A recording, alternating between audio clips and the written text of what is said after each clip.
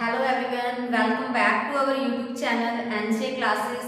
Guys, I hope कि जो अब तक जो क्लासेस अपलोड हो चुकी हैं वो आप सभी ने देखी होंगी और काफी कुछ उनसे आपने सीखा भी होगा।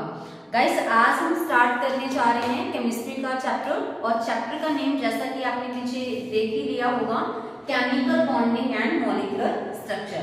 क्लियर? तो देखिए, सबसे पहले इसके अंदर हम डिस्कस करते हैं इसको केमिकल बॉन्डिंग को।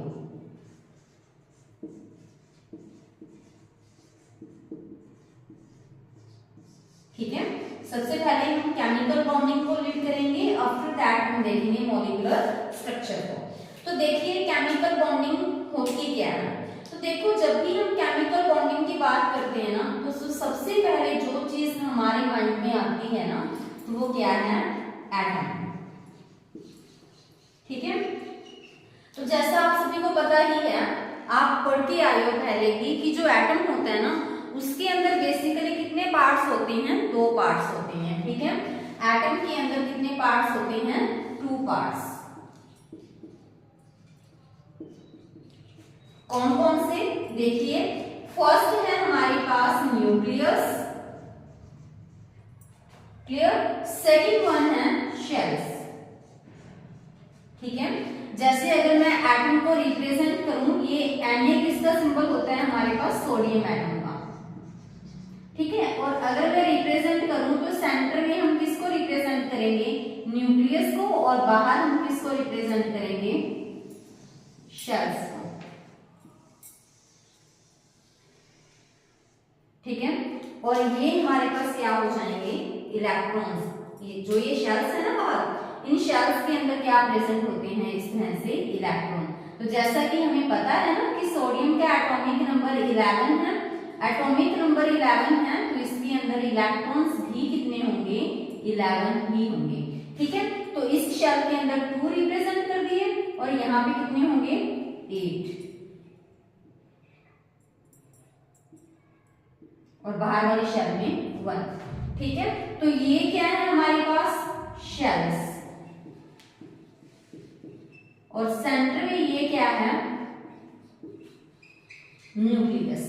यही मैंने आपको बताने की कोशिश की है कि जो एटम है उसके 2 पार्ट्स हैं, सेंटर में न्यूक्लियस और बाहर क्या है हमारे पास? शेल्स है। तो अभी देखिए कि जो न्यूक्लियस है, ये सेंटर वाला, ये न्यूक्लियस है, इसके अंदर 2 पार्ट्स हैं, मींस इसके अंदर भी फर्दर पार्टिकल्स प्रेजेंट हैं, प्रोटॉन्स एंड न्यूट्रॉन्स। ठीक है, इसके अंदर भी क्या प्रेजेंट है? Protons and neutrons. और प्रोटॉन्स के ऊपर क्या चार्ज होगा? पॉजिटिव, एंड न्यूट्रॉन्स के ऊपर कोई भी चार्ज नहीं होता। बेसिकली चार्ज हमारे पास 2 ही टाइप का होता है, पॉजिटिव एंड नेगेटिव। तो इसके ऊपर पॉजिटिव चार्ज है और न्यूट्रॉन्स के ऊपर कोई भी चार्ज नहीं होगा।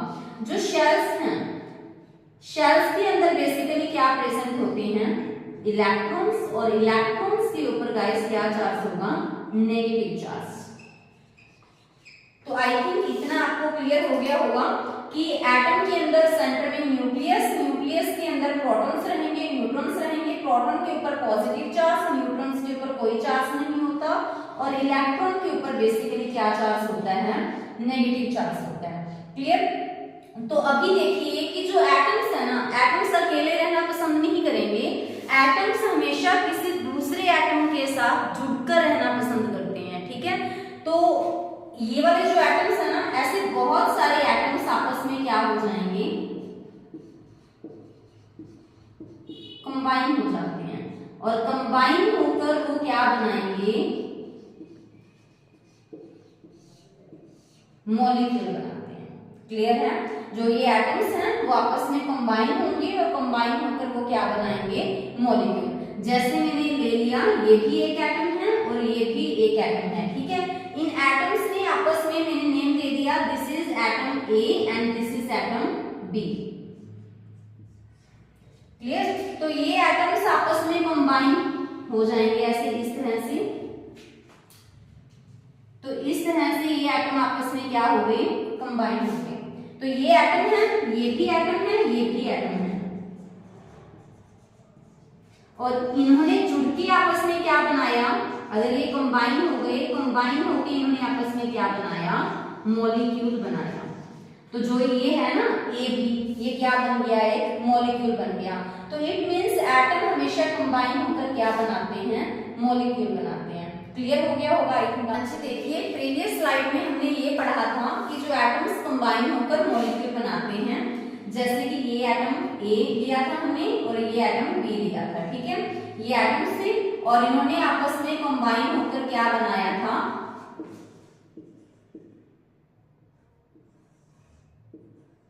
मॉलिक्यूल। क्लियर है। तो क्वेश्चन अभी ये आता है कि जो ये एटम कंबाइन होकर मॉलिक्यूल बनाते हैं, तो ये ऐसा करते क्यों हैं, ये कंबाइन होते ही क्यों हैं? तो आंसर क्या होगा, क्यों कंबाइन होते हैं ये आपस में, स्टेबिलिटी गेन करने के लिए।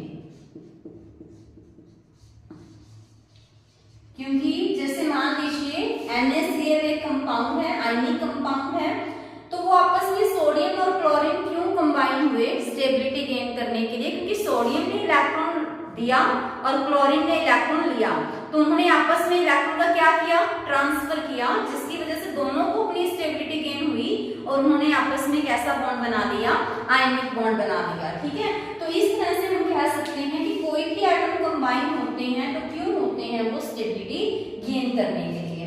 अभी देखिए, अभी क्वेश्चन आता है कि ठीक है चलो कि अगर वो कंबाइन तो हो गए, उन्होंने स्टेबिलिटी गेन कर ली, बट वो कंबाइन हुए कैसे, तो वो किसकी हेल्प से कंबाइन होंगे एटम्स, बॉन्ड की हेल्प से।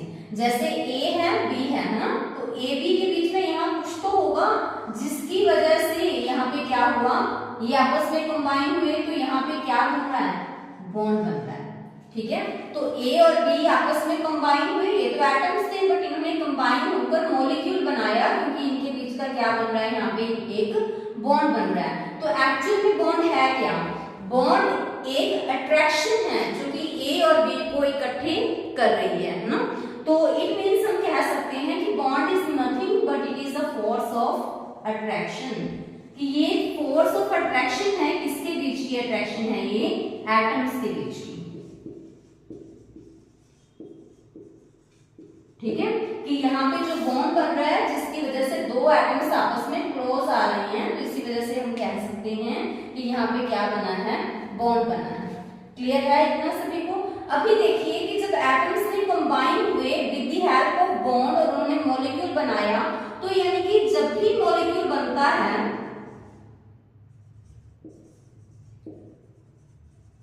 उसके पीछे कुछ ना कुछ थ्योरीज तो वर्क करेंगी। सो उनको हम डिस्कस करेंगे मॉलिक्यूलर फॉर्मेशन थ्योरी के अंदर। बेसिकली मॉलिक्यूलर फॉर्मेशन थ्योरी हमारे पास कितने टाइप्स की हैं, 4 टाइप्स की हैं। फर्स्ट वन है Kossel Lewis theory, second one है वेस्पर थ्योरी, जिसको हम वैलेंस शेल, देखो इसकी फुल फॉर्म भी ध्यान रखिएगा, valence shell electron pair repulsion theory. इन सभी को हम 1 बाय 1 डिटेल में पढ़ेंगे।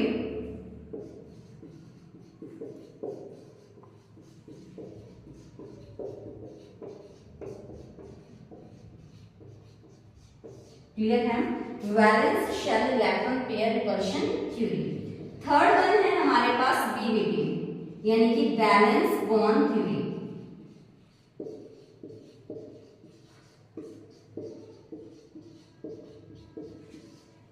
फोर्थ वन है गाइस हमारे पास MOP, यानी कि मॉलिक्यूलर ऑर्बिटल थ्योरी।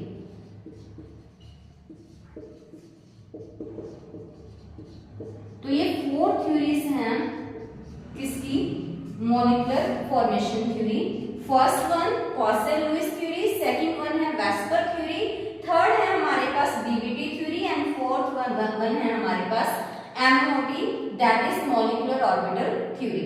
क्लियर है। तो अभी आप इसका स्क्रीनशॉट लीजिए, फिर हम नेक्स्ट स्लाइड। हाँ जी, जो 4 थ्योरीज हमने प्रीवियस स्लाइड में देखी, तो उनमें से फर्स्ट थ्योरी हमने पढ़ी थी कि जो कोसेल लुईस थ्योरी, उसी थ्योरी को अभी हम एक्सप्लेन में करते हैं।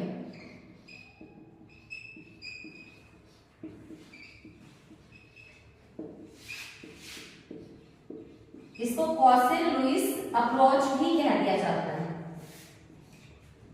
क्लियर है? तो देखो जो कॉसेल लुईस थ्योरी है ये किसके टाइम की थ्योरी है? जिस टाइम बोहर ने अपना मॉडल दिया। ठीक है, तो देखो जो बोहर नाम का साइंटिस्ट है ना, उन्होंने क्या बोला था? उन्होंने बोला था कि जो एटम है ना, एटम के अंदर 2 पार्ट्स होते हैं, एक न्यूक्लियस और दूसरी शेल्स। और यही चीज हमने अभी डिस्कस की थी थोड़ी देर पहले कि एटम के अंदर 2 पार्ट्स हैं, न्यूक्लियस और शेल्स। बट जो लुईस नाम के साइंटिस्ट थे उन्होंने क्या बोला कि इसको थोड़ा सिंप्लीफाई करते हैं। उन्होंने बोला कि इसको थोड़ा सिंप्लीफाई करते हैं कि न्यूक्लियस और शेल्स तो ठीक है, क्योंकि इन्होंने तो ये बोला था ना बेसिकली कि ये न्यूक्लियस है और इसके बाहर ये वाली क्या है? शेल्स है। जो ये मैं एटम रिप्रेजेंट कर रही हूँ, ये किसका कर रही हूँ मैं यहाँ पे? सोडियम का, जिसके अंदर 11 इलेक्ट्रॉन्स हैं। तो 2 मैंने यहाँ रिप्रेजेंट कर दिए, 8 हमने यहाँ रिप्रेजेंट करने हैं और 1 मैंने आउटर मोस्ट शेल में रिप्रेजेंट कर दिया। क्लियर है? तो अभी तक बोहर ने तो ये बोला ना कि सेंटर में न्यूक्लियस होगा और बाहर ये वाली क्या प्रेजेंट होंगी? शेल्स प्रेजेंट होंगी। ठीक है, बट लुईस ने बोला कि इसको थोड़ा सिंप्लीफाई करते हैं। उन्होंने बोला कि एटम के अंदर बेसिकली कितने पार्ट्स होंगे? 2 पार्ट्स होंगे। कौन कौन से? Kernel, second one valence shell. ठीक है, कर्नेल और वैलेंस शेल। ठीक है, अभी देखिए कि कर्नेल क्या है और वैलेंस शेल क्या है। एक्चुअली में क्या हुआ कि लुईस ने कर्नेल किसको बोला? उन्होंने बोला कि जो न्यूक्लियस है प्लस जो इनर शेल्स हैं, अंदर वाली शेल्स हैं, वो सभी किसके अंदर आती हैं? कर्नेल में। और वैलेंस शेल क्या होती है? आउटर मोस्ट शेल, यानी कि सबसे बाहर वाली शेल को हम क्या कह देते हैं? Valence shell. और आउटर मोस्ट शेल के अंदर जो इलेक्ट्रॉन प्रेजेंट होंगे उनको उन्होंने क्या नेम दिया? Valence electron. क्लियर है? देखिए वैलेंस शेल, जैसे ये वाली सबसे बाहर वाली शेल है, तो उसके अंदर जो इलेक्ट्रॉन होंगे उनको क्या नाम दिया गया? Valence electron. क्लियर है? तो अगर मैं यहाँ रिप्रेजेंट करूं कि कर्नेल क्या है? न्यूक्लियस और इनर वाली शेल। देखो जो ये वाली शेल तो क्या है? सबसे बाहर वाली शेल हुई ना, इस शेल को तो हम क्या नेम देंगे? Valence shell.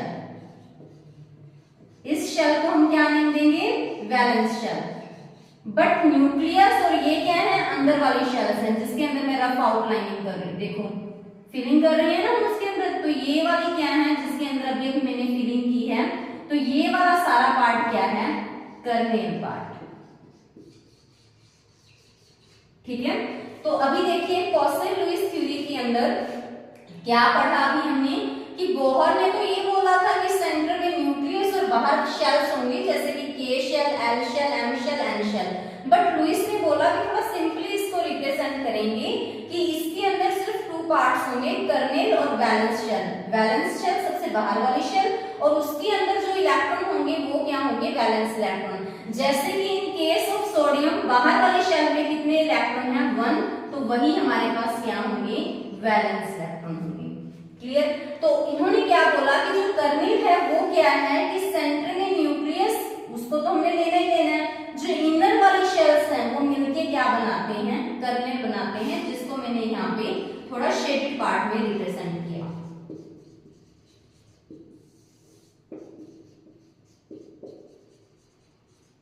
क्लियर है इतना सभी को? अभी नेक्स्ट देखिए, इसके बाद लुईस ने क्या बोला कि जो बाहर वाली शेल के इलेक्ट्रॉन है, ठीक है, जैसे ये सोडियम के केस में बाहर वाली शेल में 1 इलेक्ट्रॉन है, तो अगर बाहर वाली शेल में एक इलेक्ट्रॉन है तो हम एक डॉट रिप्रेजेंट करेंगे। तो ऐसी डॉट रिप्रेजेंटेशन को लुईस ने क्या बोला था, इलेक्ट्रॉनिक डॉट स्ट्रक्चर या फिर लुईस सिंबल या फिर लुईस रिप्रेजेंटेशन। क्लियर होगा? तो ये हम नेक्स्ट स्लाइड में करते हैं। तो चलिए गाइस करते हैं लुईस डॉट स्ट्रक्चर। इसको और हम क्या कह सकते हैं, लुईस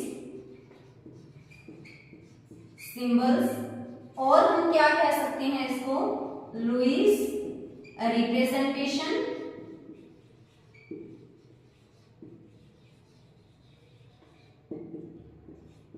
और इसका एक और नाम है इलेक्ट्रॉनिक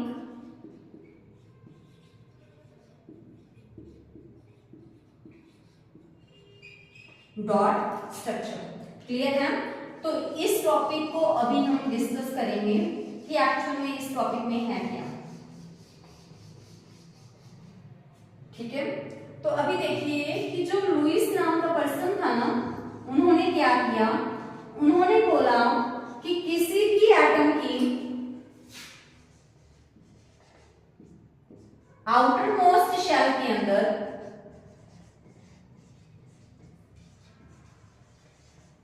जो इलेक्ट्रॉन होंगे, जिसको क्या नेम दिया था उन्होंने, वैलेंस इलेक्ट्रॉन। क्या नेम दिया था उसको उन्होंने, वैलेंस इलेक्ट्रॉन। क्लियर है? तो उन्होंने कहा कि जो ये वैलेंस इलेक्ट्रॉन है, कि किसी भी एटम के अंदर जितने भी वैलेंस इलेक्ट्रॉन होंगे, उन वैलेंस इलेक्ट्रॉन को हम कैसे रिप्रेजेंट करेंगे,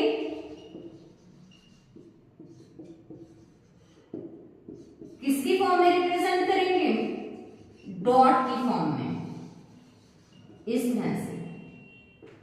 ठीक है? उन्होंने क्या बोला कि जितने किसी एटम के अंदर वैलेंस इलेक्ट्रॉन होंगे, उसको हम किसकी फॉर्म में रिप्रेजेंट करेंगे, डॉट की फॉर्म में। तो इट मींस अगर किसी एटम के अंदर आउटर मोस्ट शेल में 5 इलेक्ट्रॉन है, तो हम कितने क्या रिप्रेजेंट करेंगे, 5 डॉट। ठीक है? अगर किसी एटम की आउटर मोस्ट शेल में वैलेंस इलेक्ट्रॉन कितने हैं, 1, तो हम कितने डॉट रिप्रेजेंट करेंगे, 1। तो इसी तरह से इसी को हमने क्या बोल दिया, लुईस रिप्रेजेंटेशन, क्योंकि इस मेथड को, इस तरीके से जो रिप्रेजेंट करने का तरीका हमें किसने बताया, लुईस ने बताया। तो इसी मेथड को हम क्या बोल देते हैं, लुईस रिप्रेजेंटेशन। तो चलिए एग्जांपल देखते हैं, एग्जांपल से आपको काफी कुछ क्लियर होगा। तो जैसे अभी मैंने एग्जांपल लिया सोडियम का, ठीक है? तो सोडियम के अंदर देखिए करना क्या है, मुझे सबसे पहले मुझे ये देखना है, जैसा हमारे साइंटिस्ट बोल के गए हैं कि बाहर वाली शेल के अंदर इलेक्ट्रॉन्स को देखो, वही वैलेंस इलेक्ट्रॉन होंगे, और जितने वैलेंस इलेक्ट्रॉन उतने ही क्या रिप्रेजेंट करने हैं मुझे, डॉट। बस आप इस चीज को बेसिकली माइंड में रखिए। और जो ये हम डॉट दिखाएंगे ना, ये किसके ऊपर दिखाएंगे, उस एटम के सिंबल के साथ। क्लियर?